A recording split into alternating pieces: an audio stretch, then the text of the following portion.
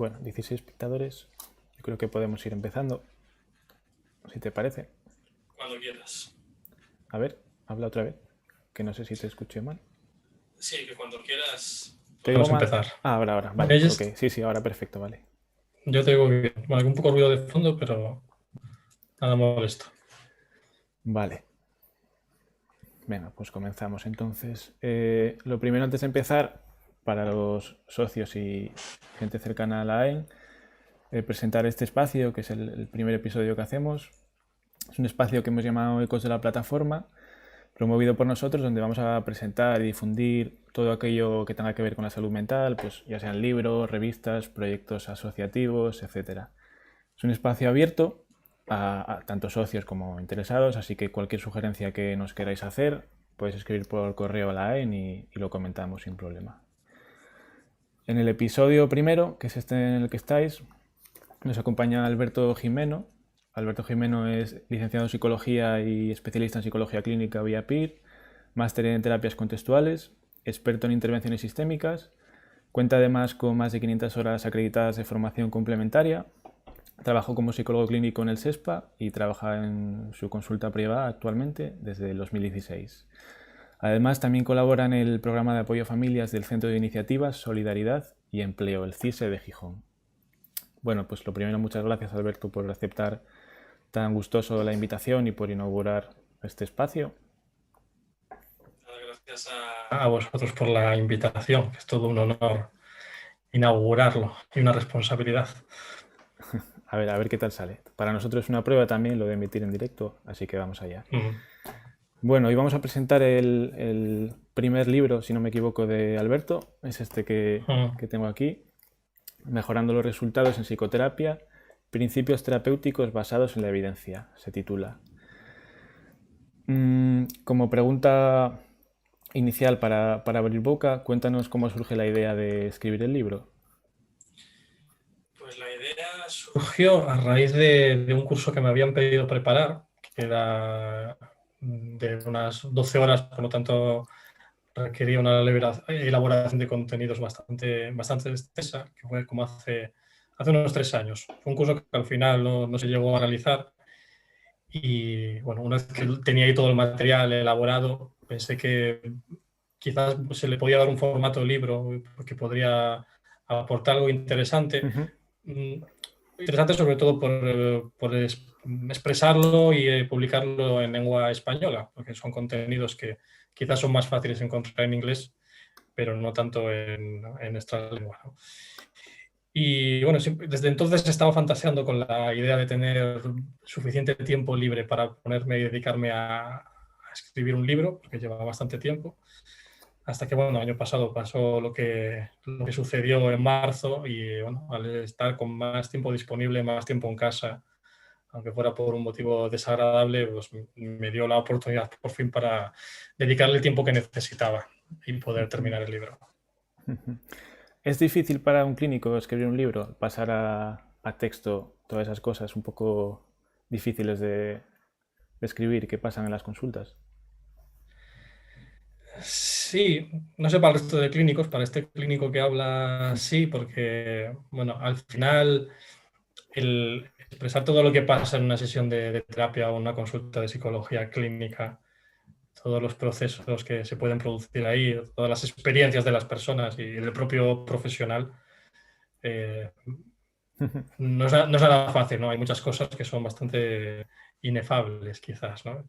Y pasarlo a texto, sí, implica un trabajo también de mucha reflexión. Para la gente que no haya leído el libro, que esperemos que después de esta presentación lo compren y lo lean rápidamente, ¿de qué dirías que va el libro así en unas breves palabras para que la gente se haga una idea? Mm. Pues va, yo diría que como de tres cosas que van ligadas, ¿no? Por un lado, es como una recopilación de cuáles son aquellos elementos de las terapias psicológicas que más influyen a la hora de obtener buenos resultados, ¿no? Más allá del tipo de tratamiento, de un modelo o una marca de terapia determinada, que de eso ya sabemos mucho, ¿no? Sino de otros factores que tienen que ver, pues, con la relación terapéutica, con las habilidades del propio clínico, y con otros aspectos determinados, ¿no? Por otro lado, va también acerca de cómo podemos hacer nosotros como clínicos para seguir mejorando nuestras propias habilidades. Estamos acostumbrados a recibir un periodo de formación más o menos extenso, formal, donde se nos enseña lo básico acerca de hacer terapia, pero realmente nuestro trabajo para poder ser eficaces implica que durante toda nuestra carrera profesional tenemos que seguir formándonos y manteniéndonos actualizados y en forma con respecto a nuestras habilidades, ¿no?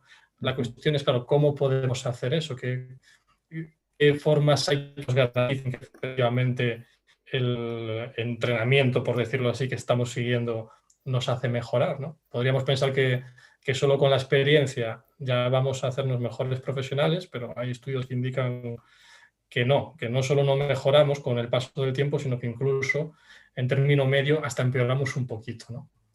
Por lo tanto, hay que buscar realmente métodos eficaces para mejorar nosotros y ofrecer un mejor servicio a la gente con la que trabajamos, ¿no? Y luego un tercer aspecto, que es algo a lo que dedico bastante, bueno, algún capítulo específico, pero de forma transversal, que es la cuestión de ir siguiendo los resultados, monitorizando el progreso de cada caso y de forma colaborativa con la gente con la que trabajamos, ¿no? Es decir, pidiéndoles el feedback acerca de sus ideas, sobre todo cuando los casos se atascan, de cómo podríamos enfocarlo de una manera diferente o qué puede estar pasando entre nosotros para que las cosas no avancen de alguna manera y de esa manera tener una forma de encontrar soluciones que permitan remontar el caso. Luego entraremos en el tema de la monitorización, que como tú dices le dedicas bastante en el libro y es muy interesante. Para empezar por el título, y una pregunta bastante sencilla para ti. ¿Qué es eso de la psicoterapia? Y más allá de una definición académica, que seguro que la sabrás, con tu experiencia clínica, vamos a decir, el día a día. Vaya pregunta. ¿Qué es esto de la psicoterapia? Casi habría que hacer una definición de qué es psicoterapia para cada caso particular. Porque en algunos casos será un procedimiento altamente estructurado, siguiendo una serie de pasos y de procesos y que lleve un periodo de tiempo largo, y en otros puede ser algo que se soluciona en 2 o 3 sesiones y que tiene que ver con reestructurar o dar incluso cierta información o contextualizar los problemas de las personas. Que algunos a lo mejor considerarían que este segundo ejemplo, pues eso no es una terapia, que es un apoyo psicológico o que es una consulta o que es otra cosa.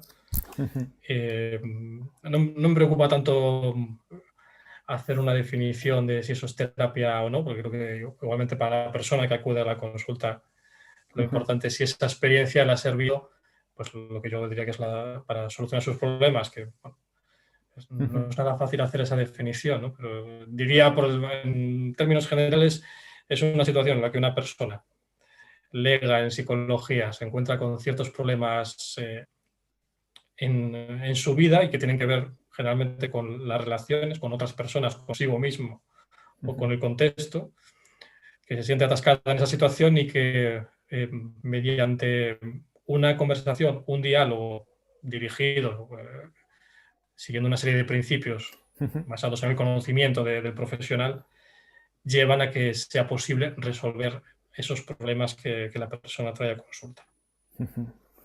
Bueno, la definición, al final ha sido tan buena que te ha quedado bastante académica, ¿no? Incluso. Sí, pues tienes razón, sí. No, pero bien. Siguiendo con el título, con el subtítulo en este caso, que sería Principios terapéuticos basados en la evidencia, ¿no? Este es un tema importante porque la gente quizás pueda pensar que con esto de la evidencia se vaya a encontrar ciencia, ensayos clínicos o cosas de este tipo, pero tú bien dices en el libro que el término evidencia se ha malentendido bastante en causa, en parte, a la traducción que se ha hecho al español, ¿no? Cuéntanos un poco cómo entiendes tú esto de la evidencia en psicología. Claro, porque nosotros con la palabra evidencia lo entendemos en español como que es algo que no se puede contradecir, que es un hecho totalmente contrastado y que no hay dudas al respecto, ¿no? Pero realmente la palabra más correcta pues sería la de indicios o pruebas, ¿no? Hay indicios de que ciertos procedimientos en terapia tienen más probabilidad de lograr mejores resultados, ¿no? Entonces, en unas décadas donde en terapia se habla mucho, pues, de esto, de lo que es la evidencia, yo veo que en muchos casos se confunde y se presenta la evidencia como que únicamente se refiriera a hacer un diagnóstico tipo DSM o tipo CIE de un supuesto trastorno y elegir de un listado de tratamientos disponibles cuál le vamos a aplicar a la persona, sin tener en cuenta a la propia persona en sí misma, sus características y circunstancias. Sin embargo, la práctica basada en la evidencia no es solo eso, hay toda una serie de factores, como comentaba antes, desde la propia relación terapéutica, que durante mucho tiempo se ha hasta maltratado, como que eso fuera algo que no tendría que tener ningún valor en la terapia, pues sí, hay muchos estudios que valoran su importancia, ¿no? Muchos más estudios de los que avalan de algunos tratamientos que todos damos como por totalmente validados de alguna manera, ¿no? Entonces me parece importante mostrar que también muchas de las cosas que hacemos más allá del modelo o de las técnicas gozan también de estudios que lo apoyan, ¿no?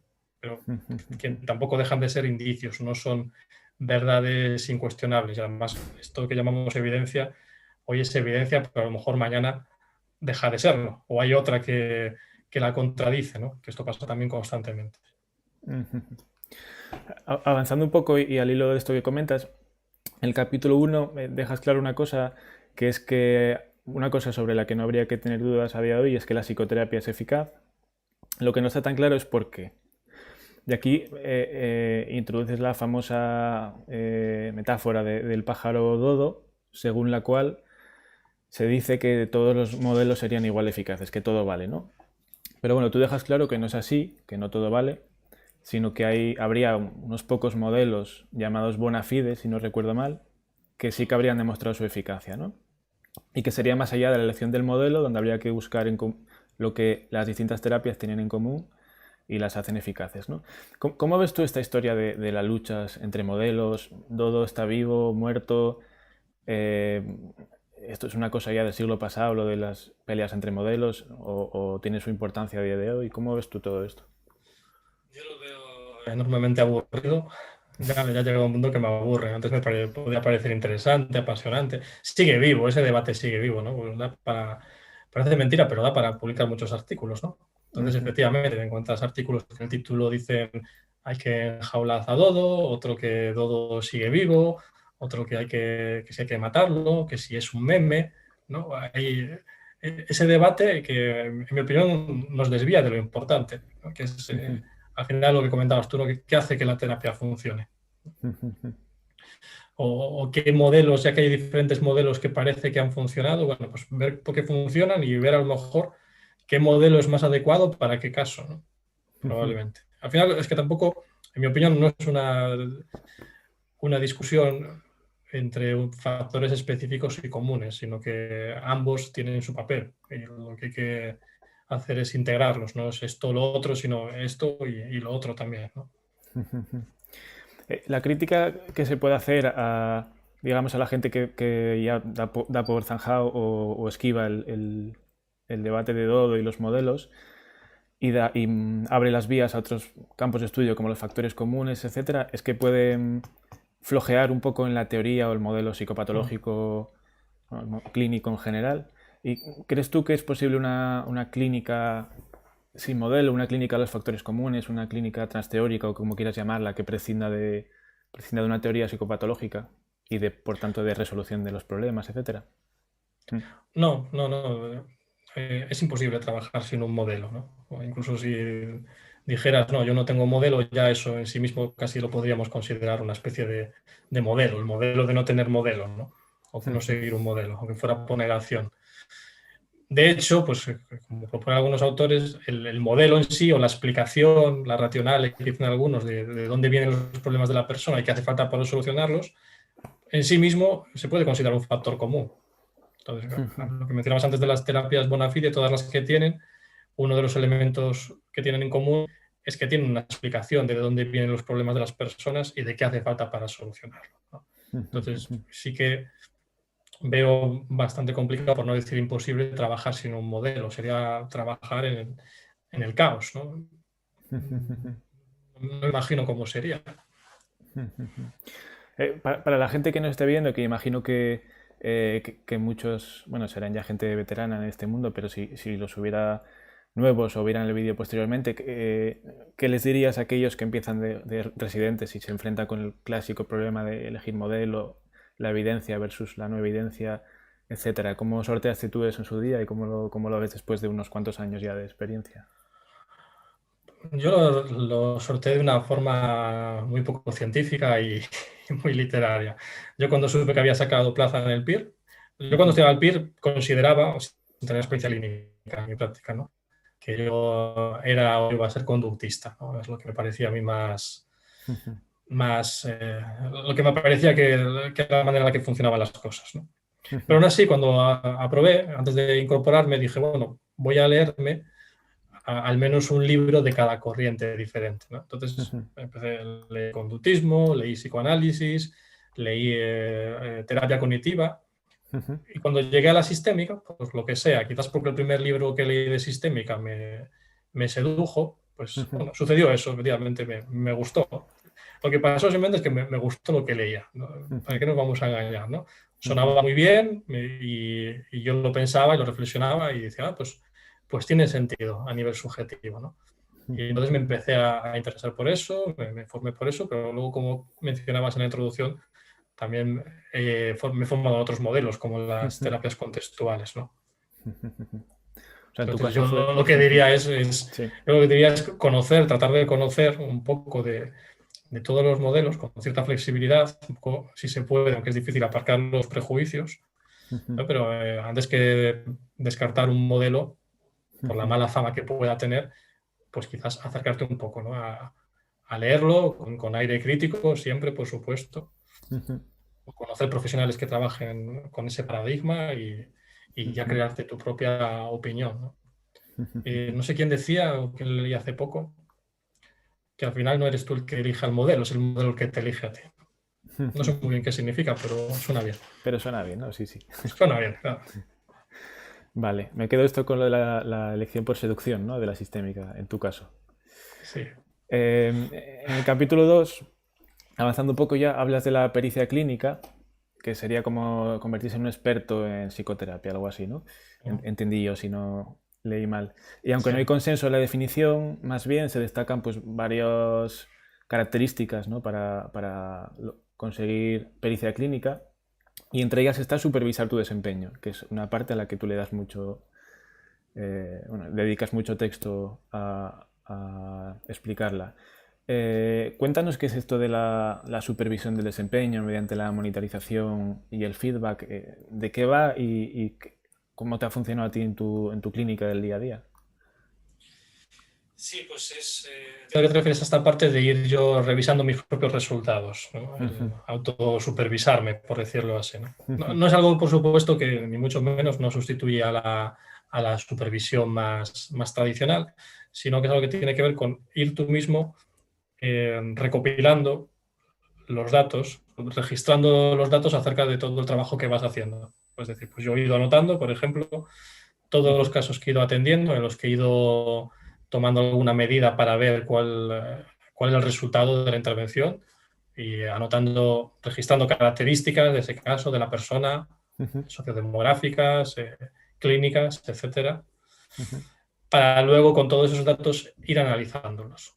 Ir analizando, pues, por ejemplo, desde lo más básico, como, vale, de todas las personas que he atendido durante mi primer año de práctica, en qué porcentaje las cosas han ido bien, en qué porcentaje se han estancado y en qué porcentaje ha habido un empeoramiento.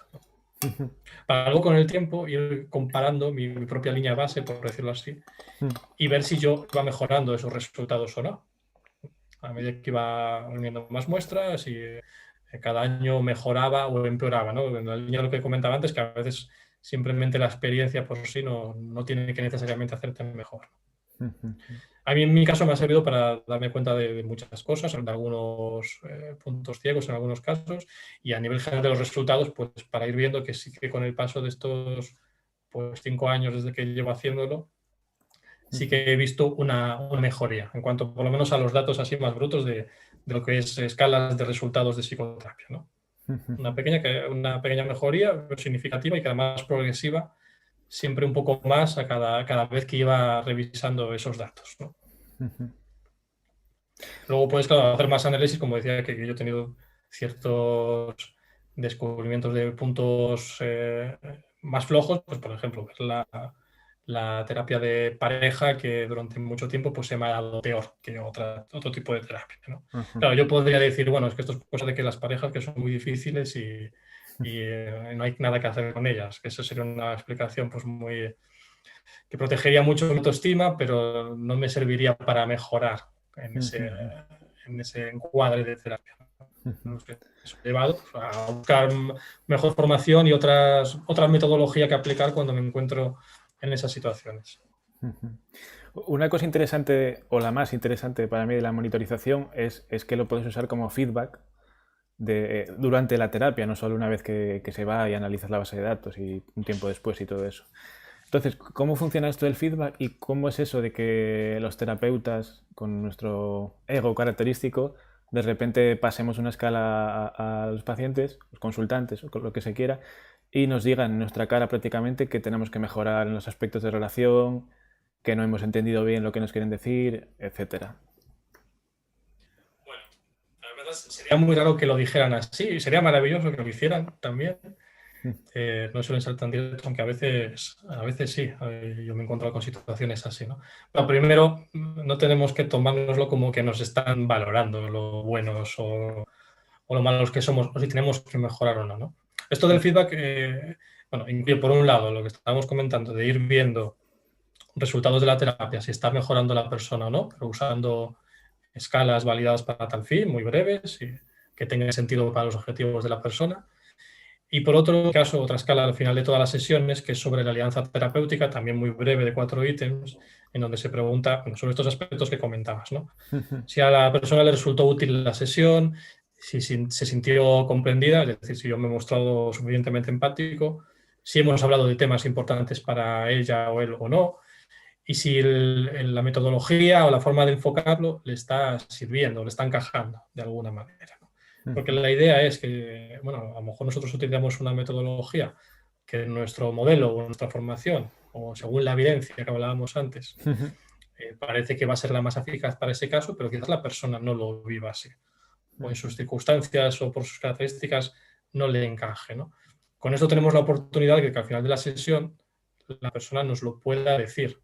Es verdad que puede estar en juego la deseabilidad social y que hay personas que les cuesta más, pero tanto los estudios como mi experiencia veo que hay mucha gente que cuando algo en la sesión no le ha resultado útil, lo dice, sobre todo si ya hay una confianza previa o a veces ni eso, ¿no? O sea, alguna vez alguna persona me ha dicho directamente, pues nada, no me has dicho nada que no supiera ya, ¿no?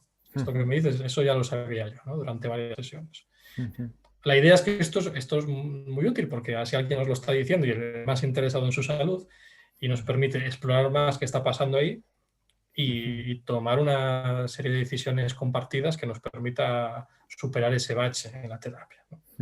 Pero es verdad que para el ego del terapeuta a veces puede ser un golpe, ¿no? A mí a veces algún comentario, sobre todo al inicio, pues me ha podido fastidiar, ¿no? Yo creo que también lo comento por ahí, ¿no? O hasta el sentir cierta ansiedad cuando llega el momento de pasar la escala y cierta inseguridad de, bueno, a ver si me va a acabar diciendo que he sido un psicólogo desastroso, ¿no? Pero incluso eso estaría bien porque me permitiría darme cuenta desde fuera de cómo está viviendo la persona mi papel, ¿no? En el trabajo. Y eso da la oportunidad de mejorar, claro. Es súper interesante esto del feedback, la verdad. Hay una cosa que yo pensaba cuando leía el libro, a ver qué te parece, aunque quizás sea algo ya comentado en la literatura, es acerca de que, a ver cómo lo explico. Bueno, pues la terapia, como tú mucho mejor sabes que yo, pues no es un camino de rosas y de hecho es un proceso pues bastante incómodo a veces, pues toca cosas complicadas, es angustioso, etcétera, ¿no? Entonces, no sé si te planteas la posibilidad o lo pensaste alguna vez de que un buen feedback en muchas ocasiones podía ser mala señal, tomando como referencia una frase que yo escuché a Javier, un psicólogo clínico, muy respetado por mí de la calzada, que es que en las consultas siempre tiene que haber cierta tensión y tienen que ser un poco incómodas, que si no, no va bien la cosa, ¿no? ¿Cómo ves esto que te digo? Sí, la verdad que el feedback no es un buen feedback no es incompatible con que haya tensión en la sesión, ¿no? De hecho, es algo que yo digo a menudo a la gente de, bueno, no lo digo así, pero implícitamente digo, esto no es un spa, no es que vienes aquí y te vas relajado, a veces te vas peor, ¿no? O a veces aquí se pasa un poco mal, no es que yo quiera hacerte sufrir, pero bueno, si es necesario, pues tenemos un poco que ahondar en ciertas cosas que pueden ser dolorosas, ¿no?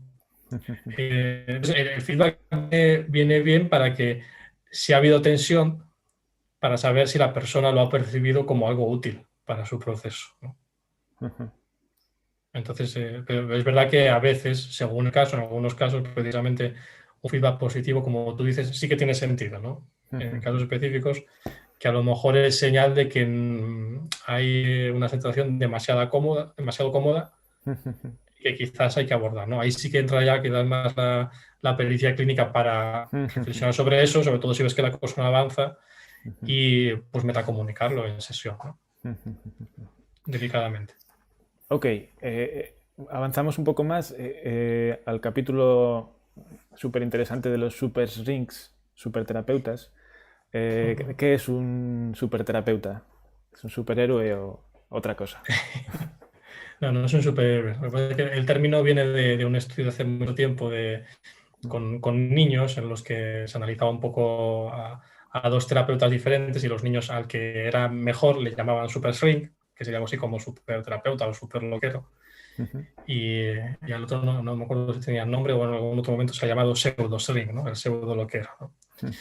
Pero es un término que se ha utilizado ahora, desde hace unos 20 años, para describir a aquellos profesionales que se dedican a la psicoterapia que por término medio pues tienen mejores resultados que el resto de profesionales que se dedican a lo mismo, ¿no? Con la intención ahora pues, de tratar de averiguar qué características tienen que les hace tener mejores resultados, ¿no? Dentro de las características que distinguen a los superterapeutas, mencionas varias, ¿no? Pues las habilidades para la alianza con muchos tipos de paciente, que luego comentaremos más adelante, las habilidades interpersonales facilitadoras del cambio, la práctica deliberada, que también comentaremos después, y las dudas sobre tu nivel de desempeño. Esto me interesa especialmente por este llamado síndrome del impostor y todos los fenómenos de este tipo que sufre toda la gente de la clínica, ¿no? Yo creo, ¿no? ¿Cómo te llevas tú con las dudas y cómo ves esta parte de los superterapeutas acerca de las dudas sobre el propio desempeño? Pues hay días que me llevo muy bien y hay días que me llevo fatal. Pero bueno, ese es mi factor favorito, sin duda, y es que me parece importantísimo, ¿no? Y que tiene que ver también mucho con la humildad con la que podemos trabajar, que no tiene que ser incompatible con ser competentes, ¿no? Pero al final que es estudios que vienen a decir que cuanto uno más a menudo se plantea si lo está haciendo bien en su trabajo, siempre que lo haga de forma que no sea mortificante, sino compasiva, pues parece que tiene mejores resultados, ¿no? Pues yo creo que tiene sentido, porque cuanto más te pares a reflexionar sobre si va bien la cosa bien o mal, tienes más probabilidades de detectar casos que no están funcionando correctamente y de buscar de forma constructiva soluciones para esos casos, ¿no? Entonces, bueno, como te decía, a veces me llevo bien porque pienso en esto y digo, bueno, pues si estoy dudando, estaré por el buen camino. Y a veces mal porque también el dudar y no tener certezas y abrazar la incertidumbre, pues ya sabemos todo que eso genera ansiedad y no es agradable, ¿no? Y si te junta con un mal día, pues puede ser todavía más complicado. Pero claro, con respecto al síndrome del impostor, que yo veo que es muy generalizado, como decías tú, en nuestro gremio, pues yo creo que este tipo de trabajos también son como un pequeño alivio, ¿no? Una redefinición, que igual sentirse un impostor hasta nos está haciendo mejores que si fuéramos demasiado seguros y sobrados de lo bien que lo hacemos. Bueno, dudar no asegura la buena competencia, pero al menos es posible que sí, ¿no? Aunque dudes, que estés en el buen camino. Sí, exacto. La práctica deliberada, que es un tema que por lo que comentas en el libro se le está dando bastante bombo dentro de la investigación en los últimos años. Y bueno, a mí me parece novedoso, o al menos creo que merece la pena comentarlo, aunque es cierto que hay bastante batiburrillo con aclarar qué es y la investigación tampoco parece que se haya hecho muy en serio, ¿no? ¿De qué va esto de la práctica deliberada o personal, como la llamas tú? Claro, son dos cosas diferentes. Bueno, práctica deliberada, que es más, empieza a sonar como marca registrada, es un concepto que viene ya de los años 90, pero de otras disciplinas, ¿no? Ujú, Donde se estudiaba también por qué destacaban profesionales de disciplinas tan variadas como el ajedrez, las matemáticas ujú, o ciertos deportes, ¿no? Entonces, los que estudiaron este asunto vieron que lo que diferenciaba a los que destacaban con respecto al resto, bueno, salvo en deportes donde ciertas condiciones físicas evidentemente te dan ventaja, ¿no? Como puede ser el baloncesto, ujú, pero en igualdad de condiciones lo que los diferenciaba era que dedicaban más tiempo a lo que llamaron práctica deliberada, ajá, que básicamente consiste en que tú cuentes con una especie de supervisor o supervisora que vea qué tal lo haces en tu disciplina, en tu trabajo y te dé feedback. Es decir, te diga cómo puedes hacer para mejorar todavía un poco más. Y ujú, entonces te indique qué tareas puedes tú seguir para ir un poco más allá de cuál es tu actual nivel de desempeño y seguir mejorando y esto hacerlo de forma continua, ¿no? Tener ahí esta persona que te guía y te dice qué puedes hacer y en qué aspectos de tu trabajo lo puedes mejorar. ujú, Entonces, desde hace unos pocos años esto se está intentando aplicar en la psicoterapia, ¿no? ujú, Desde luego parece mucho más difícil hacerlo que en el ajedrez, donde es mucho más ujú, limitado, o en un deporte, o en otra disciplina que no tenga que ver con las relaciones humanas, ¿no? ujú, Básicamente. ujú, Presentando algunos estudios que aparentemente dicen que sí que puede ayudar a mejorar nuestras habilidades como profesionales, ¿no? Entonces se presenta como un método, como decía al principio, uno de esos métodos de entrenamiento que nos pueden permitir ir creciendo, ir mejorando, identificando aquellas habilidades en las que potencialmente podemos hacerlo mejor, ¿no? Luego está lo de práctica personal, que es un término que me gusta más porque suena más genérico ujú, y que es algo parecido que han propuesto otros autores, aunque dentro de la terapia cognitivo-conductual, pero aplicable a cualquier modelo, ¿no? ujú, Que al final viene a decir que lo buenos que seamos depende, vale, de nuestro conocimiento y de las técnicas que se vamos a aplicar, pero también de ciertas características nuestras personales, de cómo nos relacionamos con otros y cómo también tenemos una capacidad para reflexionar acerca tanto de nuestras habilidades técnicas como nuestra identidad personal. ujú, Como todo eso combinado es lo que lleva a convertirnos en profesionales más eficaces. ujú, ujú. Otra de las características, quizás la estrella, ¿no? Pues la tradición que tiene, tanto en literatura psicológica, de psiquiatría en general, es el tema de la relación terapéutica, ¿no? Que me gusta aquí que se dice con muchos tipos de pacientes, que eso es importante señalarlo, ¿no? No solo con los que uno se siente más cómodo, los favoritos, por así decir. Eh, Parece además que es esta la característica más importante de los super zinc o los superterapeutas. Y yo te pregunto de nuevo, más allá de la academia, ¿qué es para ti la relación terapéutica y qué diferencia una buena de una mala relación terapéutica?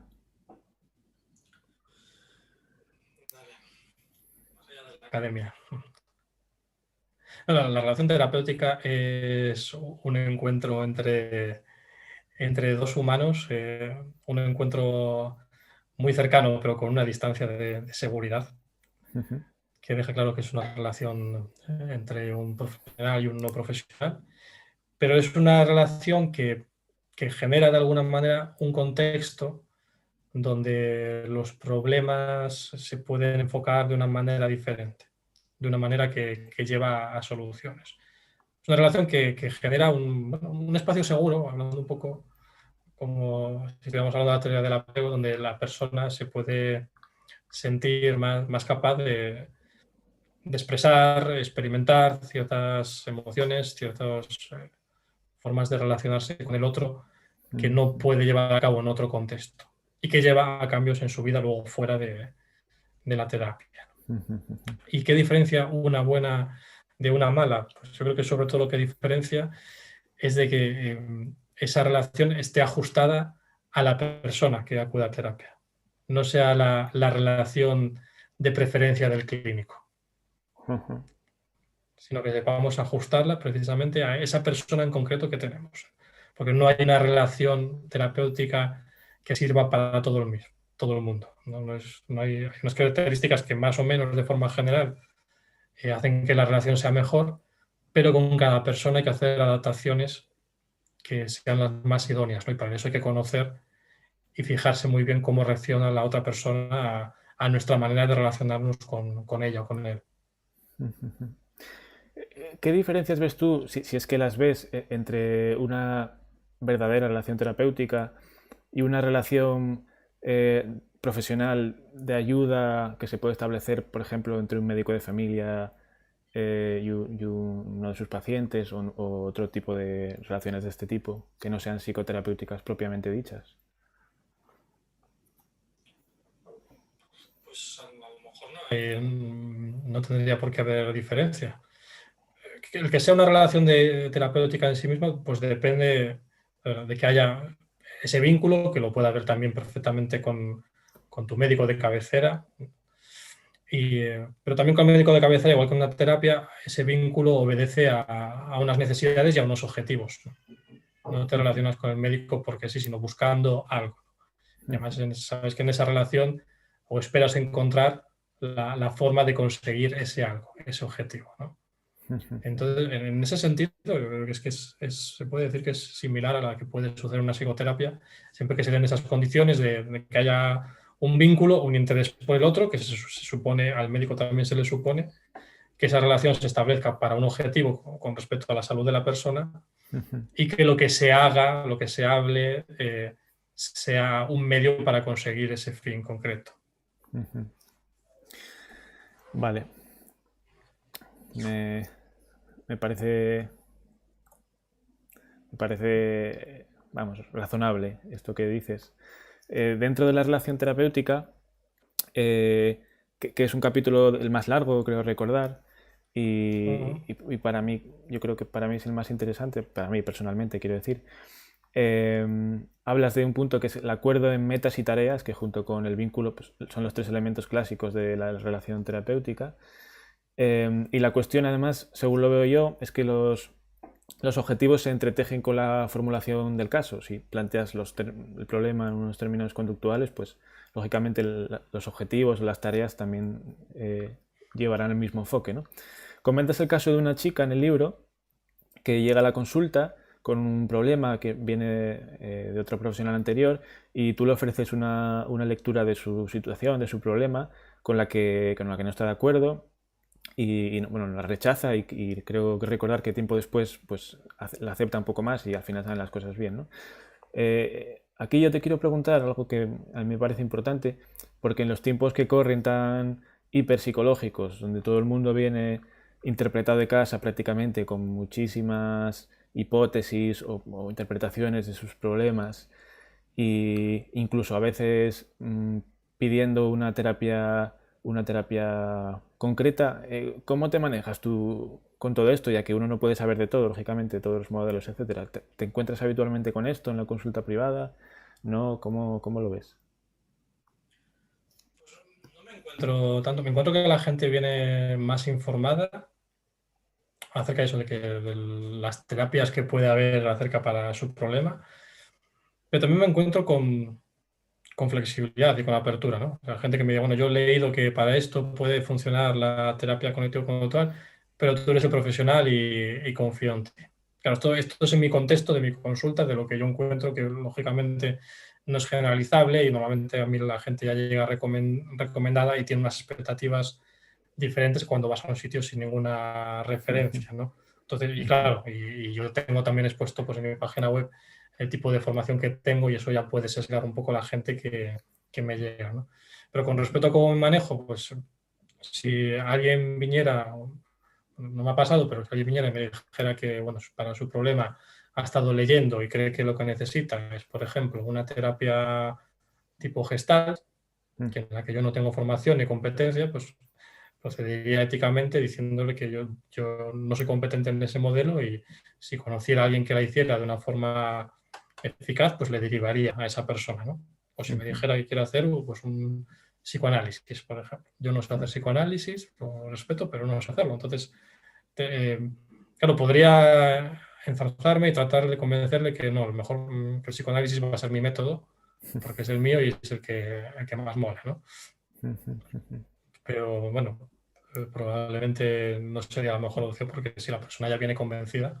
Otra cosa es que viniera con apertura y según su problema yo podría decirle, bueno, a lo mejor el psicoanálisis puede ir bien, pero a lo mejor puede ir bien otra cosa y yo podría hacerlo de esta manera. Piensa tú si eso te encaja, si puede servir y si merece la pena que lo probemos, ¿no? Yo creo que hay que ser abiertos y reconocer que si para una persona determinada, por sus preferencias o por otro motivo, puede ser mejor un tipo de intervención que nosotros no manejamos, pues ya de entrada derivarlo a otro profesional que sí que lo haga, ¿no? Relacionado con esto, también comentas otra viñeta clínica en el libro, donde una paciente que estaba acudiendo a un terapeuta lee una columna de opinión de este terapeuta en un periódico y descubre que su terapeuta es afín a un partido político que tiene ciertos prejuicios contra la homosexualidad o algo así, ¿no? Y la cosa es que esta chica pues era lesbiana, ¿no? Entonces, según cuentas, inmediatamente interrumpió la terapia y creo que acudió a ti pues preguntándose cómo este tipo podía ser tan hipócrita de apoyar ese partido o ser afín a ese partido y luego tratarla ya con normalidad cuando pues, era lesbiana y en teoría debería haber algún prejuicio en juego, ¿no? Algo así es, si no me equivoco, ¿no? Sí, sí, sí.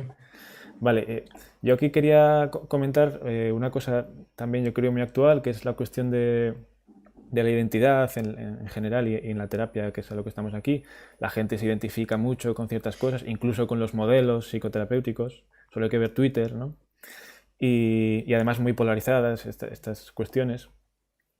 Eh, y a mí mucha gente que quiere comenzar una terapia o quiere consultar y me pide referencias, siempre se interesa por quién es el terapeuta, por cómo es, qué ideas tiene, más allá de a veces cómo trabaja, ¿no? Será una persona como yo, compartirá mis ideas políticas, mis valores.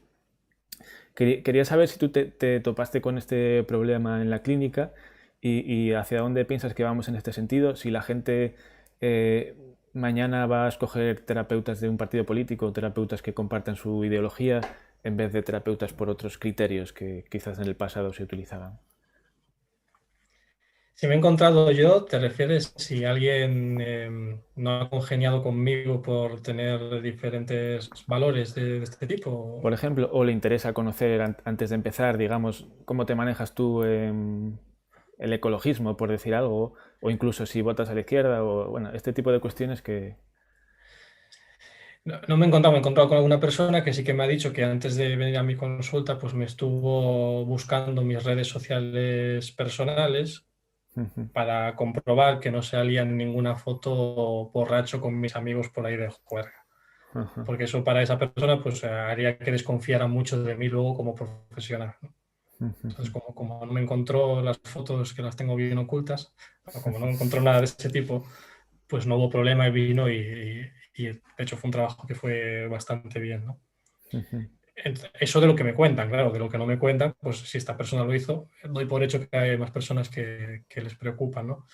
Pero es un tema que sí que aquí quizás no lo tratamos tanto, tan abiertamente, pero a mí me sorprende cuando algo que estoy leyendo ahora, por ejemplo, que va de las preferencias de las personas en terapia, Ajá. pues un tipo de preferencias es sobre características sociodemográficas del propio terapeuta, incluido raza, orientación sexual, etnia o creencias religiosas, ¿no? Que es algo de lo que nosotros no hablamos tan abiertamente, porque consideramos que no debería influir. Pero parece ser que, bueno, quizás en Estados Unidos se hable más abiertamente de eso, o lo que sea. Sí que muchas veces se les pregunta por esa preferencia a los pacientes, ¿no? Si prefieren ser atendidos por una persona de cierta orientación sexual o de cierta ideología, bueno, cierta ideología política no lo he visto, pero podría pasar, ¿no? Entonces, si eso sirve, ayuda a que la persona se sienta más cómoda o subjetivamente piense que eso le va a llevar a conectar mejor y aumente sus expectativas de resultado, me parece estupendo. La verdad que ya ahí entramos también en el tema de la intimidad también del profesional y de ciertos valores, y es un tema donde la ética seguramente tendría mucho que decir, complejo.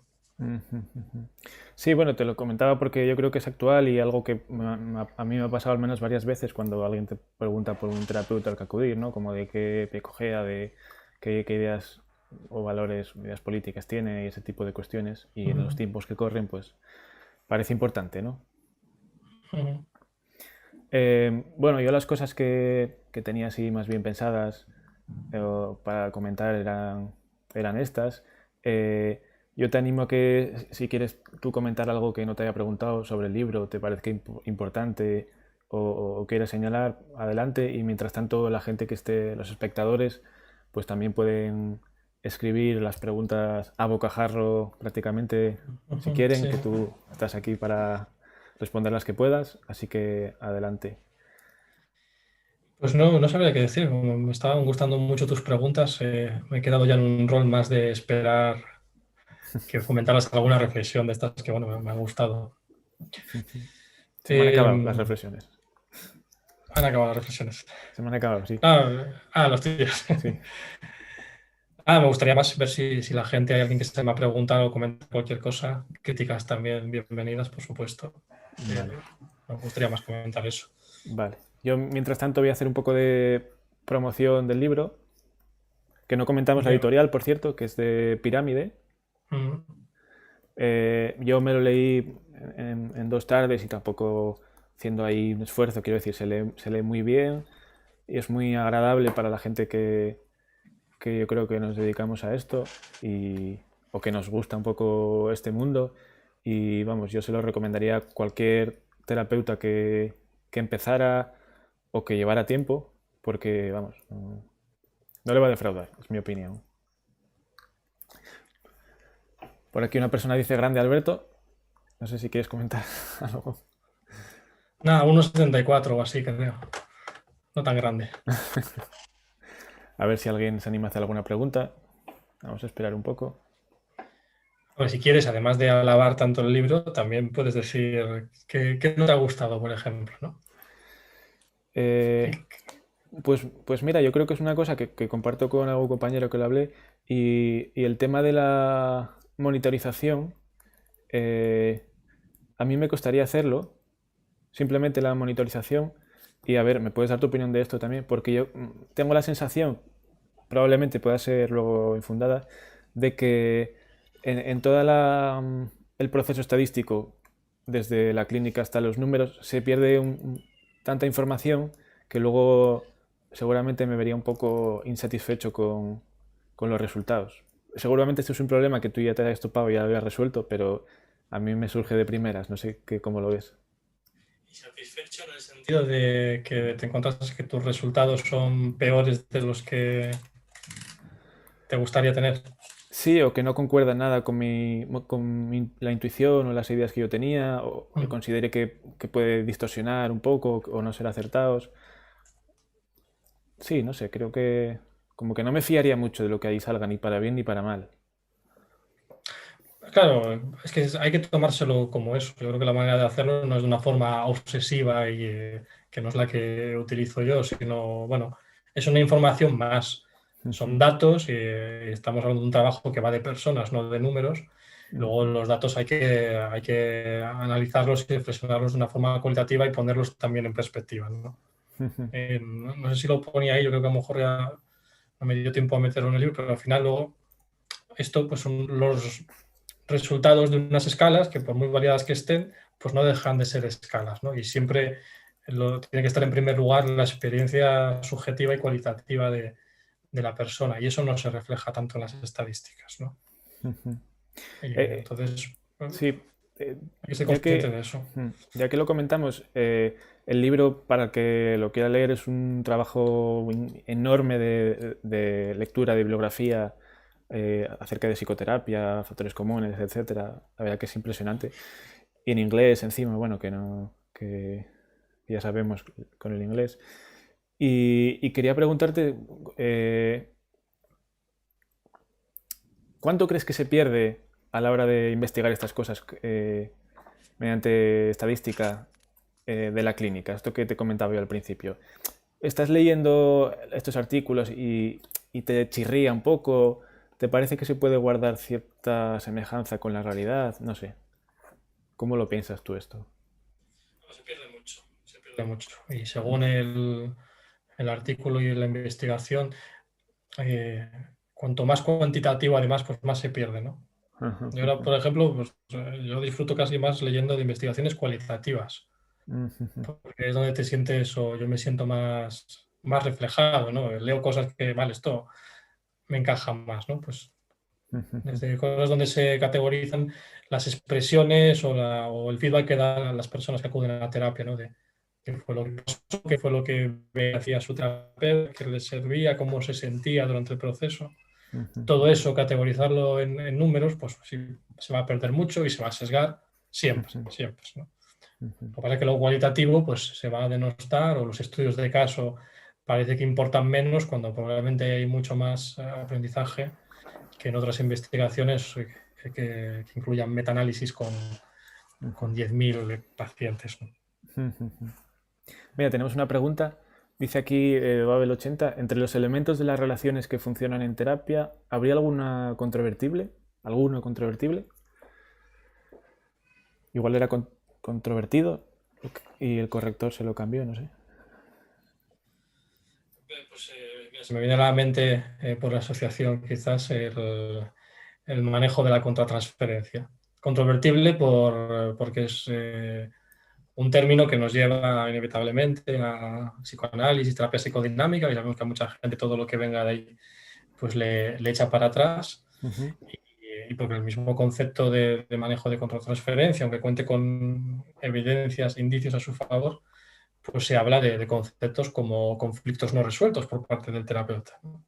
Aunque es verdad que yo en general me gusta más pensar en la contratransferencia como las propias emociones que nos suscita determinados casos, porque eso nos pasa inevitablemente, salvo que padezcamos una lexitimia atroz y, sin duda es importante para el proceso terapéutico, pero sí es controvertible en ese sentido de que es un concepto que está muy ligado al psicoanálisis y entonces para algunos ya debería descartarse automáticamente, ¿no? Ahora que se me ocurre y hablamos de esto, otra posible crítica, bueno, crítica igual suena muy duro, pero sugerencia, Ah, dale, dale, crítica, crítica. y supongo que tú ya lo habrás pensado también, que es que como todo en esta vida y en la clínica, a medida que las cosas son más graves, funcionan peor, ¿no?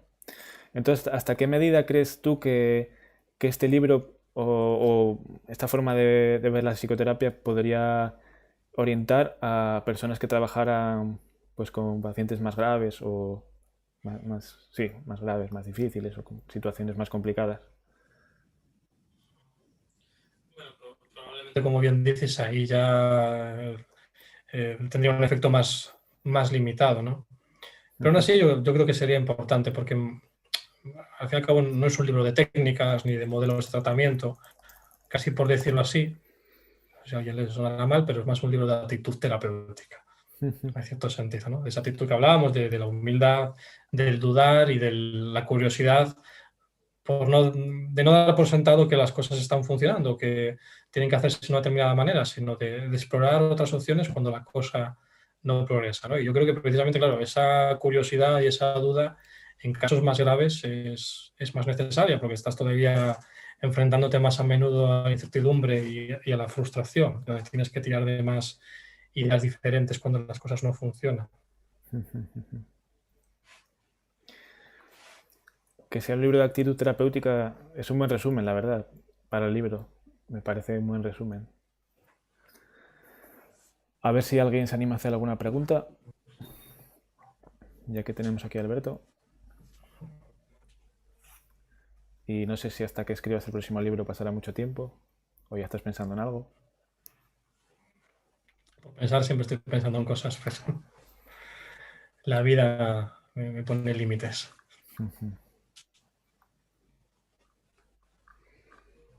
A ver, a ver. Siempre en las... en las charlas y todo eso, hay mucha gente que se está guardando preguntas, pero por vergüenza no las hace. Aquí se libran de eso al ser por internet. A ver si se animan a comentar algo.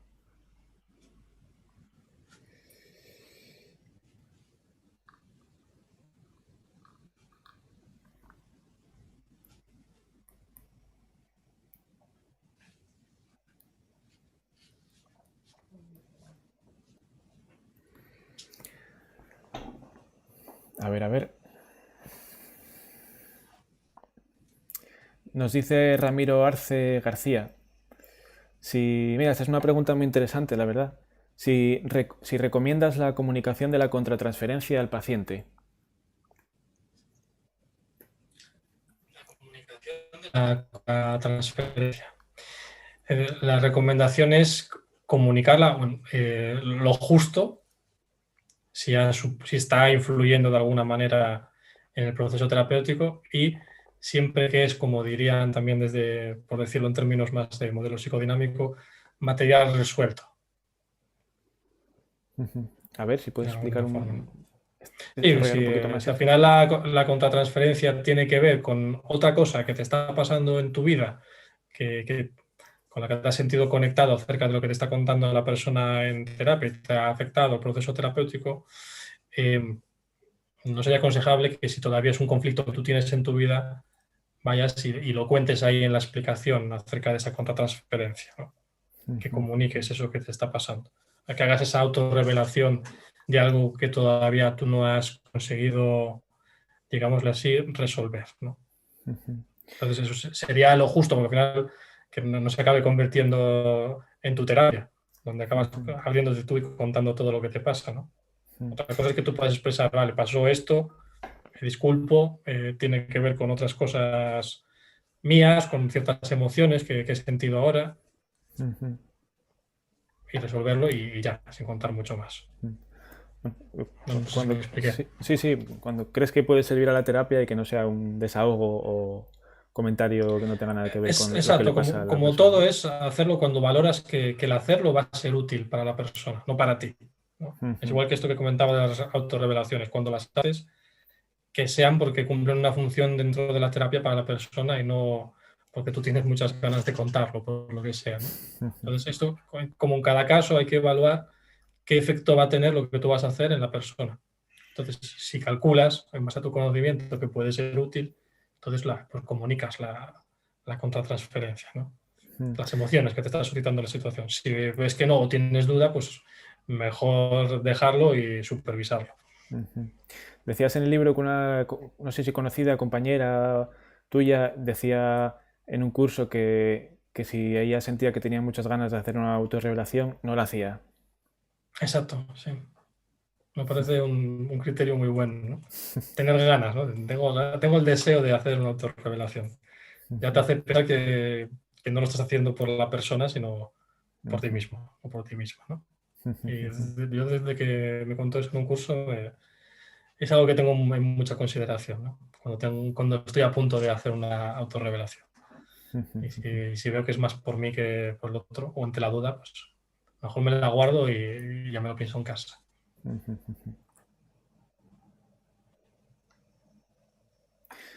A ver si tenemos alguna pregunta más. Voy a azuzar un poco por el chat.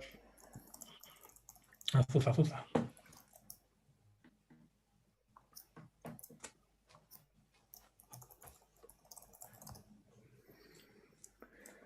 Pregunta Margarita López Noche.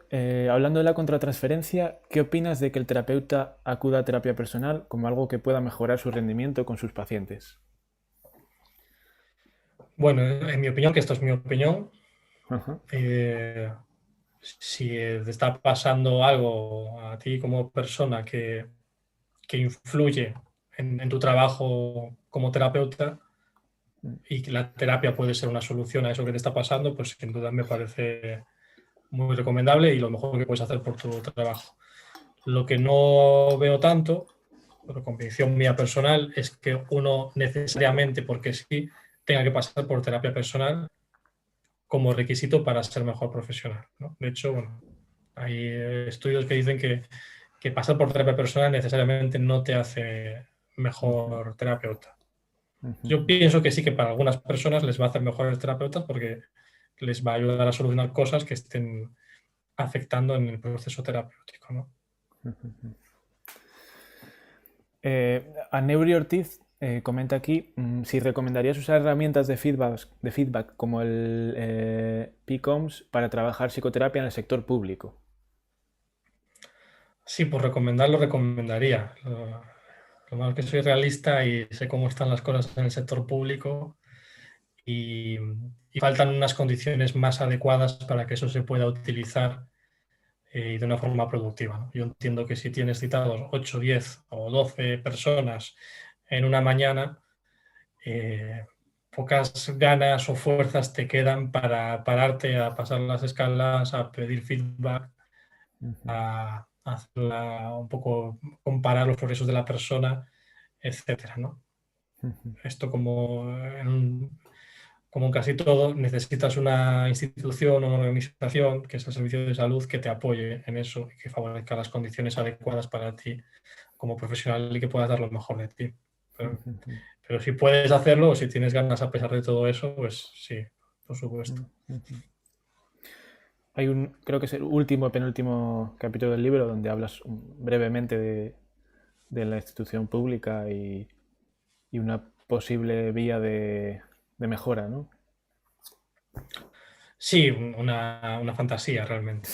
Una utopía. Es una utopía, claro, porque sería una cuestión de, claro, si el servicio de salud correspondiente se implicase, gastase un dinero que además acabaría siendo coste eficaz, bueno, como tantas otras cosas, no va a ser esto lo único, con más dotación de recursos, que es más profesionales, otra organización, otro setting para hacer terapia, pues seguro que a largo plazo, bueno, creo que cualquier cosa que mejore la salud de las personas, mejore la salud pública, va a ser rentable para todos y beneficioso. Pero está complicado, parece, al menos de momento, ¿no? Parece que sí. Bueno, estos días, desde ayer, se está hablando mucho de mejorar la salud mental a raíz de una intervención política, ¿no? Veremos. Aprovecho para Sí, preguntarte, ¿qué piensas de el famoso discurso de Rejón acerca de la salud mental y todo el movimiento que está habiendo estos días? pues me parece fantástico en el sentido de que ha levantado ese movimiento. Que al final el movimiento no lo levanta el discurso de Rejón, ¿no? Lo levanta el comentario que le hacen, ¿no? Pero sea Sí. por lo que sea, ha servido para que estos días pues, haya un montón de noticias acerca de la necesidad de más atención psicológica en los servicios públicos, que se esté hablando de destinar un porcentaje, una cantidad al presupuesto, que probablemente será insuficiente todavía. Y bueno, por lo menos que se hable de ello pues, es algo más que no se hable, ¿no? Luego, por supuesto, no es suficiente y hay mucho trabajo que hacer. Aquí hay un problema como en estas cosas que se hacen virales, ¿no? Que la intervención, a ver qué piensas tú, de Rejón, pues positiva, se habla de todo esto, pero es cierto que puede venir un poco envenenada por él dice que la solución, digamos, o lo que hay que hacer es doblar el número de psicólogos, como si fuera una cosa de aumentar, como si fuera una cosa cuantitativa de dar más psicoterapia para que la gente esté mejor, cuando todos los que trabajamos, yo creo, en esto sabemos que no es así. Y la otra que dice esto de cuando alguien está solo y necesita que le escuchen, ¿no? Entonces, Ya. estas dos cosas perlas que deja ahí, que no sé qué piensas tú. Que para gente que no conoce pues nuestra disciplina ya casi me parece mucho. Claro, nosotros entendemos que solo con no doblar o multiplicar por 10 o por 1000 el número Sí. de psicólogos, esa no es la solución. Eso puede ser una ayuda, bueno, en forma de 10.000 parches, ¿no? Pero que al final son las circunstancias culturales, sociales y políticas las que modificándolas pues mejorarían mucho de la salud mental, ¿no? Y el problema de eso, pues de la soledad, el poner un psicólogo, pues desde luego parece otro parche más, ¿no? Habrá que analizar por qué nos hemos convertido en una sociedad donde hay tanta soledad, ¿no? En vez de tener un espíritu más comunitario y de apoyo y hacer políticas que vayan en esa dirección, ¿no? Entonces sí, entiendo, supongo que te refieres un poco a ese peligro de Sí, exacto. darnos en, ¿no? Cuando muchas veces los problemas, el origen viene por otras Sí. circunstancias. La escucha mercenaria, decía Rendueles, de pagar a alguien porque escucha a alguien que esté solo, ¿no? Como si fuera aquello. Sí, sí, pues sí, es un buen término. Bueno, no hay ninguna pregunta más de momento. Si alguien quiere hacerla así de última hora, se admite. Y mientras tanto, pues nada, Alberto, agradecerte haber venido, contestado a todas las preguntas, comentado un montón de cosas interesantes y en general la genial exposición que tuviste desde que te hablamos al principio.